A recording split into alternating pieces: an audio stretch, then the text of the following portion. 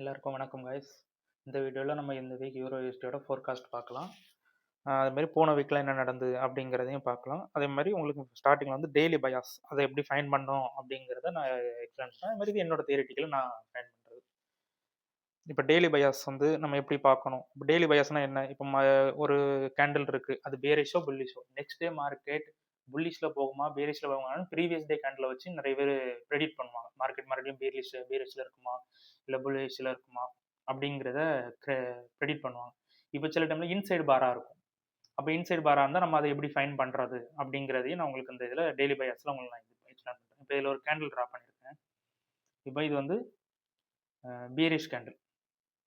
Market கீழே இறங்கிக்கிட்டே இருக்கு. Structure ஃபார்மேஷனில் இது வருதுன்னு வைங்களா. டே கேண்டிலில் மார்க்கெட் இப்படி டவுன் ஃபாலன் ஆகுது.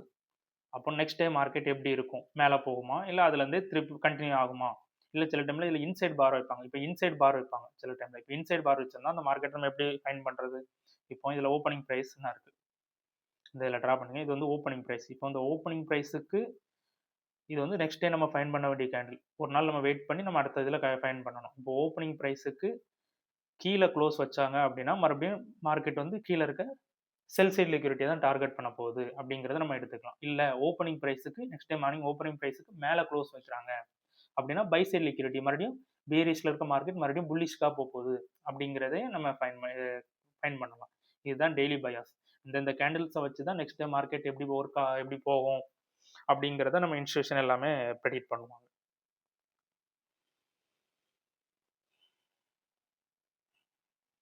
அது மாதிரி போன வீக் என்ன நடந்துச்சு அப்படிங்கிறதையும் நம்ம பார்க்கலாம். போன வீக் ஏற்கனவே உங்களுக்கு சொல்லியிருந்தேன், இந்த லோவை பிரேக் பண்ணாதான் மார்க்கெட் வந்து ஓவராலாக ஸ்ட்ரக்சர் மாறும். அது வரைக்கும் மார்க்கெட் அப் ட்ரெண்ட் தான் அப்படிங்கிறதுல நான் போன வீக்லேயே இன்ஃபார்ம் பண்ணியிருந்தேன். இப்போ போன வீக் பார்த்தீங்கன்னா இந்த கரண்ட்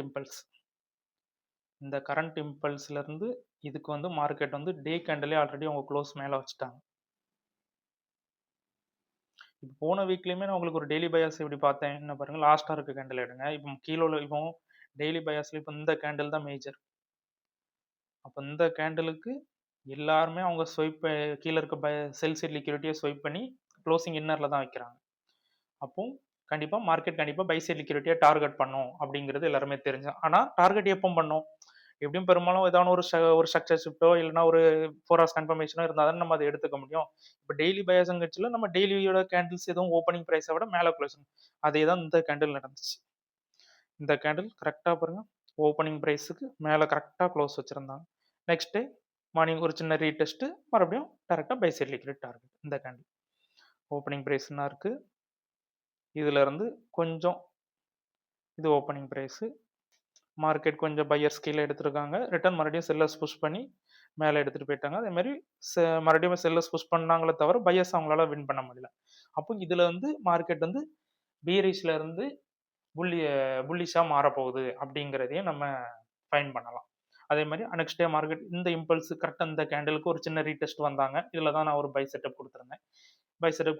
டார்கெட் நேராக external liquidity, buy side liquidity, internal swipe பண்ணி நேராக எக்ஸ்டர்னல். இதில் தான் போன வீக்கில் ஒரு ட்ரேடு இது பண்ணியிருந்தேன். டெய்லி பயாஸுங்கிறது இதை ஃபைன் பண்ணி தான் நம்ம அடுத்தடுத்த ட்ரேட் செட்டப் எடுக்கணும். அதே மாதிரி பெரும்பாலும் உள்ள ரொம்ப ஸ்கேல்பிங் பண்ணுவாங்க. அவங்க ஃபுல்லாகவே ஏஎம்டி மெத்தடில் பண்ணுவாங்க. Accumulation, manipulation, distribution. அது ஃபுல்லாகவே 1 மினிட் 5 மினிட்ஸ் ஸ்கேல்பிங் பண்ணுறாங்க.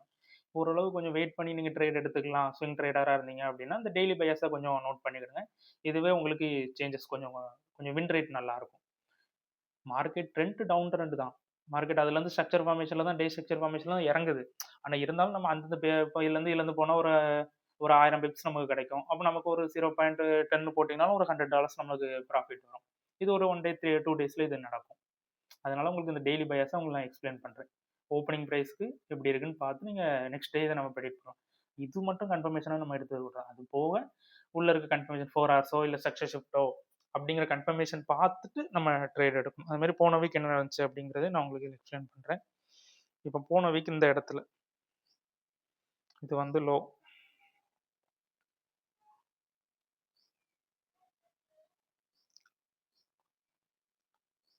இது லோவாக மார்க் பண்ணிக்கிட்டுறேன்.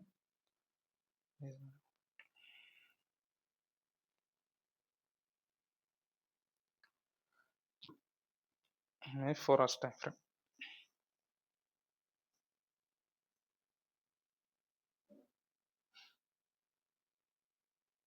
அது மாதிரி 4 ஹவர்ஸில் நீங்கள் பார்த்தீங்கன்னா இப்போ இதில் வந்து எனக்கு டெய்லி பயாஸில் பார்க்கும்போது மார்க்கெட் நெக்ஸ்ட் டே வந்து பேரிஷ்லேருந்து புல்லிஷ் போக போகுது அப்படிங்கிறத கெஸ் பண்ணேன். அதே மாதிரி இந்த சைடில் இதில் வந்து ஒரு கன்ஃபர்மேஷன் இப்போ மார்க்கெட்டை பாருங்கள், இதில் வந்து ஸ்ட்ரக்சர் ஃபார்மேஷனில் தான் அது இதாச்சு.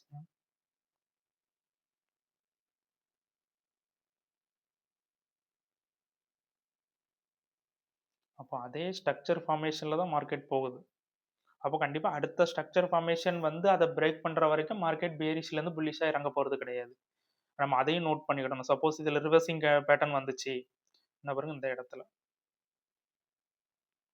ரிவர்சிங் பேட்டர்னும் இல்லை மார்க்கெட் ரிவர்ஸ் ஆகிற இது வந்து என்கல்ஃபிங். இந்த என்கல்ஃபிங் வந்தால் மட்டும் மார்க்கெட் ரிவர்ஸ் ஆயிருமா அப்படின்ட்டு கிடையாது. நான் போன ஃபர்ஸ்ட் வீக்லேயே உங்களுக்கு எக்ஸ்பிளைன் பண்ணியிருந்தேன். மார்க்கெட் ஸ்ட்ரக்சர் ஃபார்மேஷனில் வந்துச்சுன்னா அந்த ஸ்ட்ரக்சர் ஃபஸ்ட்டு அந்த ஸ்ட்ரக்சர் டு ஃபிப் வர அது பிரேக் ஆகணும். அதுக்கு பிறகு கீழே எக்ஸ்ட்ரீம் வந்து அந்த 4 ஹவர்ஸ் ஐடியமே அவங்க பிரேக் பண்ணணும். அதுக்கு பிறகு தான் மார்க்கெட் வந்து ஷிஃப்ட் ஆகும். அப்படி இல்லைன்னா இதுலேயே மைனர் ஸ்ட்ரக்சர் ஃபார்ம் பண்ணுவாங்க. 4 ஹவர்ஸ் வந்து மைனர் ஸ்ட்ரக்சர் ஒரு சின்ன ஃபுல் பேக் கொடுத்து அதில் ஃபார்ம் பண்ணி அதை பிரேக் பண்ணுவாங்க. அது வந்து 1 ஹவரில் ஸ்ட்ரக்சர் கிளியராக இருக்கும். 4 ஹவர்ஸில் ஒரு சின்ன புல் பேக் மாதிரி ஃபார்ம் பண்ணுவாங்க. அப்போ நீங்கள் அப்படி பார்த்தீங்கன்னா உங்களுக்கு கன்ஃபர்மேஷன் நல்லாயிருக்கும். அப்போ அந்த டைமில் அந்த ஸ்ட்ரக்சரும் ஃபார்மேஷன் ஆகுது, இதே மாதிரி என்கல்ஃபிங்கும் வந்துருச்சு அப்படின்னா நீங்கள் தாராளமாக பை செல் கொடுக்கலாம், பிரச்சனை இல்லை. இல்லை சும்மா எந்த ஸ்ட்ரக்சருமே வரல, சும்மாவே நம்மளுக்கு என்கல்ஃபிங் வருது அப்படின்னா கொஞ்சம் பார்த்து நம்ம ட்ரேட் பண்ணுறது, டக்குன்னு போய் உடனே செல் எடுக்கிறதோ இல்லை பை ஆர்டரிங்கோ க்ளோஸ் பண்ணுறதோ கொஞ்சம் பார்த்து பண்ணலாம். அது மாதிரி போன வீக்கில் இதுதான் நடந்துச்சு. இந்த ஸ்ட்ரக்சர் ஃபார்மேஷனில் தான் வந்துச்சு. நம்ம அடுத்த ஸ்ட்ரக்சர் வர வரைக்கும் மார்க்கெட் பிரேக் ஆகாது அப்படிங்கிறத நான் கெஸ் பண்ணேன். அதே மாதிரி இப்போ 4 ஹவர்ஸ் ஐடியம் ரீசெண்ட் ஐடியம் இதாக இருந்துச்சு. இப்போ ரீசெண்ட் ஐடியம் இதுவாக சேஞ்ச் ஆச்சு போன 2 நாளில். மீதி இப்போ ஐடியம் இதில் ஃபார்ம் பண்ணுறாங்க. இப்போ ஏன் இந்த இதில் இதுவரை வந்துட்டு ஏன் அதை க்ளோஸ் பண்ணலை? இதில் வந்து 1 ஹவர் ஆர்டர் பிளாக் இருந்துச்சு. இப்போ இந்த ஃபிப்பை வந்து கரெக்டாக இந்த ஃபிப்லேயே வந்து ரீடெஸ்ட் போயிருக்கலாம். ரிட்டர்ன் கீழே ஆர்டர் பிளாக் இருந்தோன்னு நெக்ஸ்ட் டே அவங்க கீழே வந்திருந்தாங்க. வந்து அதில் இருக்க ஆர்டர்ஸை கலெக்ட் பண்ணிவிட்டு 1 ஹவர் ஆர்டர் பிளாக்கும் இந்த பர்டிகுலர் இந்த இடத்துல மார்க்கெட் EMD மெத்தட் கொடுத்துட்டு 1 ஹவர் ஆர்டர் பிளாக்கில் 15 மினிட்ஸில் இது கொஞ்சம் அக்யூரஸியாக இருந்துச்சு. கொஞ்சம் சின்ன இவ்வளோ பெரிய லென்த் நம்ம எடுக்க முடியல அப்படின்னா 15 மினிட்ஸில் கரெக்டாக வந்து ஆர்டர் பிளாக்கை டேப் பண்ணாங்க. பண்ணிவிட்டு மார்க்கெட்டை ஷூட் அவுட் கொடுத்து மேலே எடுத்துகிட்டு போயிட்டாங்க. இது நேற்று லண்டன் செக்ஷனில் மார்க்கெட் கீழே வந்துச்சு, நியூயார்க் செக்ஷனில் மார்க்கெட்டை மேலே எடுத்துகிட்டு போயிட்டாங்க. இப்போ நெக்ஸ்ட் வீக் மார்க்கெட் எப்படி இருக்க போகுது அப்படிங்கிறதுல நம்ம ஓவராலாக வியூ பார்த்துக்கலாம். இப்போ நெக்ஸ்ட் வீக் மார்க்கெட் எப்படி இருக்கும்? இப்போ ஏற்கனவே போன வீக்கே உங்களுக்கு சொல்லியிருந்தேன். மார்க்கெட் வந்து கீழே எக்ஸ்ட்ரீம் வரைக்கும் வந்தாங்க, ரிட்டர்ன் மறுபடியும் எக்ஸ்ட்ரீம்லேருந்து மறுபடியும் மேலே போகிறாங்க. இப்போ மறுபடியும் அடுத்த சினாரியோ நம்ம பைக் எடுக்கோம் அப்படின்னா மறுபடியும் இந்த இம்பல்ஸுக்கு பார்க்கணும். போன வீக்லேயே கரெக்டாக இந்த இம்பல்ஸ் டு இந்த ஹை டு இந்த லோ. அப்போ இந்த இம்பல்ஸுக்கு நம்ம ரீடெஸ்ட் பார்க்க சொல்ல அது அவங்க டே கேண்டிலே அக்ரெசிவாக க்ளோஸ் பண்ணியிருந்தாங்க, பிரேக் பண்ணிட்டாங்க. அப்போ மார்க்கெட் கண்டிப்பாக எக்ஸ்ட்ரீம் போகும், ஒரு கன்ஃபர்மேஷன். அதே மாதிரி இப்போ ஏன் நேற்று ஏன் இவ்வளோ தூரம் வந்திருந்தாங்க அப்படின்னா இந்த இம்பல்ஸ்குள்ள ரீகரெக்ஷன் ஏரியா தான் நேற்று அவங்க வந்துட்டு போனது. கரெக்டாக இந்த இம்பல்ஸ், இந்த லோ டு இந்த ஷூட்டிங் ஸ்டாரோட ஹை, இந்த இம்பல்ஸோட கரெக்டாக கிட்ட வர வந்துட்டு மறுபடியும் போயிட்டாங்க. அப்போ பெரும்பாலும் மறுபடியும் நாளைக்கு ரீகரெக்ஷன் பெரும்பாலும் இந்த இம்பல்ஸ் வர்றதுக்கு கொஞ்சம் சான்சஸ் கம்மியாக இருக்குது. மேபி ஒரு சின்ன ரீகரெக்ஷன் வருவாங்க. ரீகரெக்ஷன் இதுலேருந்து மார்க்கெட் கண்டிப்பாக இதுலேருந்து ஓப்பன் ஆகும். ஒரு சின்ன ரீகரெக்ஷன் வந்துட்டு கூட அவங்க மார்க்கெட் மறுபடியும் மேலே எடுத்துகிட்டு போகலாம். அடுத்த டார்கெட் இது இந்த சினாரியோ நடக்கும் நாளைக்கு. இப்போ மார்க்கெட் நம்ம நெக்ஸ்ட் மூவ்மெண்ட் எப்படி இருக்கும்? கீழே சின்ன ரீகரெக்ஷன், மறுபடியும் இங்கே இது மறுபடியும் பெரும்பாலும் இதுலேயும் ஒரு ஸ்ட்ரக்சர் ஃபார்ம் பண்ணலாம். ஏன்னா அவங்க 4 ஹவர் ஸ்ட்ரக்சரில் தான் அவங்க வராங்க. பெரும்பாலும் அடுத்த 4 ஹவர் ஸ்ட்ரக்சரும் ஃபார்ம் பண்ணிட்டு கூட ஐடிஎம் ஃபார்ம் பண்ணிட்டு கூட ரிட்டர்ன் அவங்க மேலே ஃபார்ம் பண்ணலாம். அதுமாரி டேயோட ஐடிஎம் வர டார்கெட் நீங்கள் ஃபஸ்ட்டு டார்கெட் நீங்கள் வைக்கலாம். அவங்க ஒரு ஐடிஎம் ஃபார்ம் பண்ணிட்டு கூட அவங்க மேலே போகலாம். இது இந்த சினாரியோ இந்த வீக்கில் நடக்க வாய்ப்பு இருக்குது. இப்போ இந்த வீக்கில் மார்க்கெட் இந்த 4 ஹவர்ஸ் ஐடிஎம்மை எடுத்துருச்சு. ஆனால் டே ஐடிஎம் கிட்ட வர போகுது தவிர டே ஐடிஎம் எடுக்கல அப்படின்னா இப்போ 4 ஹவர்ஸ் ஐடிஎம் அவங்க எடுத்தால் கூட இது வந்து இந்த ஸ்ட்ரக்சர் வந்து 4 ஹவர் ஸ்ட்ரக்சரும் டேயோட ஸ்ட்ரக்சரும் தான். அப்போ நம்ம கரெக்ட் இம்பல்ஸுக்கு ஒரு ரீகரெக்ஷன் கண்டிப்பாக நம்ம பார்க்கணும். 4 ஹவர்ஸ் ஐடிஎம் அவங்க எடுத்துட்டனால கண்டிப்பாக ஓவரால் ரீகரெக்ஷன் நம்ம பார்க்கணும். அப்படி நீங்கள் பார்த்தீங்கனாலும் இந்த ஃபிபனாச்சியும் இந்த டேயோட ஐடியம் எல்லாமே ஒரே பாயிண்ட் ஆஃப்ல தான் மெட் ஆகுது. அப்போ மேபி மார்க்கெட் கண்டிப்பா இந்த இதுல இருந்து நம்ம ஒரு இதை பிரேக் ஆச்சு அப்படின்னா ரிட்டர்ன் ரீகரெக்ஷன்ல வந்துட்டு ரிட்டர்ன் மேல போகும். அப்படி இல்லை அப்படின்னா இதுல இருந்து ரிவர்சிங் பேட்டர்ன் பார்க்கணும். இப்போ இதுல இருந்து ரிவர்ஸ் ஆகுது, மார்க்கெட் ரிவர்ஸ் ஆகுதுன்னா நம்ம என்னென்ன பேட்டர்ன்ஸ் பார்க்கலாம்? 4 ஹவர் ஸ்ட்ரக்சர் ஃபார்மேஷன் நடக்குதான்னு பாருங்க. கீழே இருக்க ஒரு 4 ஹவர்ஸ் லோ அவங்க ஐடியம் எடுத்துட்டு ரிட்டர்ன் அதுல இருந்து மைனர் ஸ்ட்ரக்சர் ஃபார்ம் பண்றாங்களான்னு பாருங்க. இப்போ மைனர் ஸ்ட்ரக்சர் ஃபார்ம் பண்றது உங்களுக்கு நான் இதுல இன்னொரு இதுல காமிக்கிறேன்.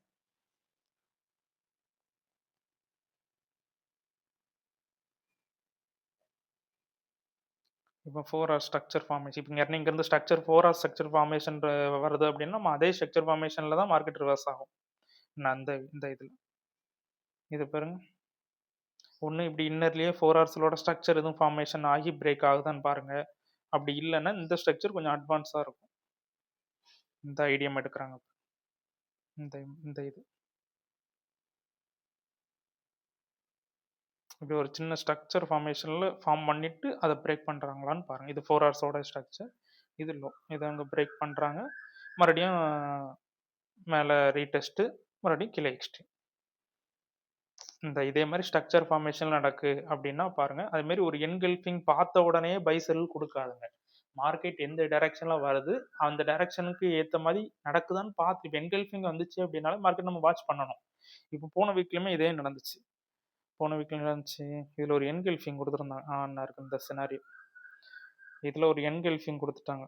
அப்போ மார்க்கெட்டை என்கல்ஃபிங் கொடுத்த உடனே இதுல இருந்தே நிறைய பேர் செல் கொடுத்துருவாங்க. அப்படி செல் நம்ம கொடுக்கக்கூடாது. ஏன் கொடுக்கக்கூடாதுன்னா மார்க்கெட் கீழே இருந்து மேலே வரச்சிலேயே 4 ஹவர் ஸ்ட்ரக்சரல் ஃபார்மேஷனில் தான் வருது.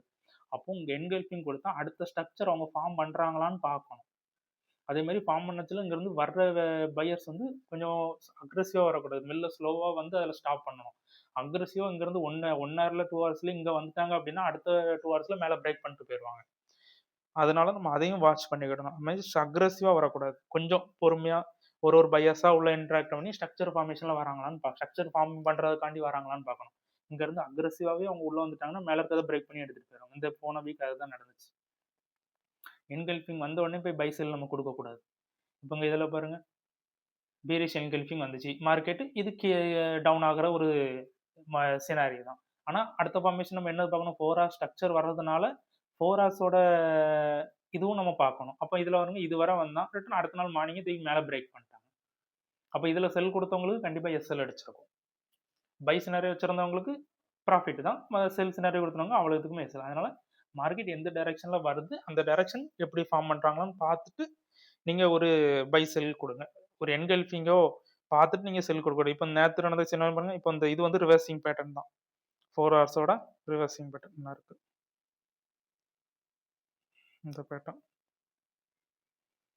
இந்த இது 4 ஹவர்ஸோட ரிவர்சிங் பேட்டர்ன். மேலே sell side buy side liquidity grab பண்ணி கேண்டில் ஒன்றும் இல்லையோ அடுத்த செல் சைட் லிக்விடிட்டி பிரேக் பண்ணுற கேண்டலும். இது வந்து 4 ஹவர்ஸோட ரிவர்சிங் பேட்டர்ன்.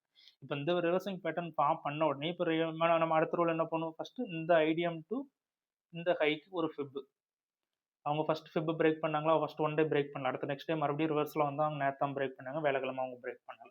அப்போ பிரேக் பண்ணிட்டு எக்ஸ்ட்ரீம் வராங்களா இல்லை இதுல இருந்து ரீகரெக்ஷன் போறாங்களான்னு பார்க்கணும். ரீகரெக்ஷன்ல போனாங்க அப்படின்னா நம்ம அதுல இருந்து ஒரு பை எடுத்தவங்க அதுல நம்ம ஆர்டர் க்ளோஸ் பண்ணிட்டு ரிட்டன் அதுல இருந்து செல் கொடுத்தோம்னா இருந்து எக்ஸ்ட்ரீம் வரதான் டார்கெட் வைக்கணும், செல் டார்கெட். ரிட்டன் இந்த எக்ஸ்ட்ரீம் அவங்க பிரேக் பண்ணல இல்லை அப்படின்னா இதுல இருந்து அவங்க ஸ்ட்ரக்சர் ஃபார்ம் பண்றாங்களான்னு பாருங்க. இப்போ இப்போ அன்னைக்கு நடந்த சினாரியில வந்து இப்போ இவங்க வந்து இந்த ஐடியம் வரைக்கும் வந்தாங்க, ஃபிப் வரைக்கும் வந்தாங்க, வந்துட்டு இந்த கேண்டில் வந்து அவங்க ஸ்ட்ரக்சர் இதில் வச்சுட்டு அடுத்த கேண்டில் கீழே இப்படி பிரேக் பண்ணியிருந்தாங்கன்னா இது ஒரு ஸ்ட்ரக்சர் ஃபார்மேஷனில் அது பிரேக் ஆயிருக்கும். அப்போ நமக்கு அடிஷனல் கன்ஃபர்மேஷன் என்ன கிடச்சிருக்கும்? என்கல்ஃபிங்கும் வந்திருக்கு, ரிவர்சிங் பேட்டர்னும் வந்திருக்கு, மார்க்கெட் 4 ஹவர் ஸ்ட்ரக்சரும் ஃபார்ம் பண்ணி அதை பிரேக் பண்ணுறாங்க, அப்போ மார்க்கெட் ரிவர்ஸ் ஆக போகுதுங்கிற கன்ஃபர்மேஷனை நம்ம எடுத்துக்கலாம். அது மாதிரி டெய்லி பையர்ஸில் பாருங்க, கண்டிப்பாக அன்னைக்கு மார்க்கெட்டு லண்டன் செக்ஷனில் கீழே வந்துச்சுன்னா நியூயார்க் செக்ஷனில் கரெக்டாக மேலே கொண்டு க்ளோசிங்க்கு கீழே தான், ஓப்பனிங்க்கு கீழே தான் வச்சிருப்பாங்க. ஓப்பனிங் ப்ரைஸுக்கு மேலே கொண்டு போயிருக்க மாட்டாங்க, ஓப்பனிங் ப்ரைஸுக்கு கீழே தான் வச்சிருப்பாங்க. அப்போ நம்மளுக்கு நெக்ஸ்ட் டே இதுவும் புல்லிஷ்ல இருந்து பீரிஷ்க்கு அது டெய்லி பையர்ஸ் நம்மளுக்கு சேஞ்ச் ஆகும். இப்போ இந்த டெய்லி பையர்ஸ் வச்சு தான் நிறைய பேர் ட்ரேட் எடுக்கிறாங்க. இப்போ நெக்ஸ்ட் வீக் மார்க்கெட் வந்து இந்த பயாஸ் தான் இப்படி தான் ரன் ஆகும். அதனால இந்த இடத்துல வந்தோன்னா இந்த 4 ஹவர்ஸ் கன்ஃபர்மேஷனை பார்த்துட்டு ஒரு ட்ரேட் எடுங்க. இப்போ இந்த வீடியோவில் உங்களுக்கு வேறு எதாவது டவுட் இருந்துச்சு, டெய்லி பயாஸில் இன்னும் கொஞ்சம் கிளியாரிட்டி வேணும் அப்படின்னா கீழே கமெண்ட் பண்ணுங்கள், நான் உங்களுக்கு எக்ஸ்பிளைன் பண்ணுறேன்.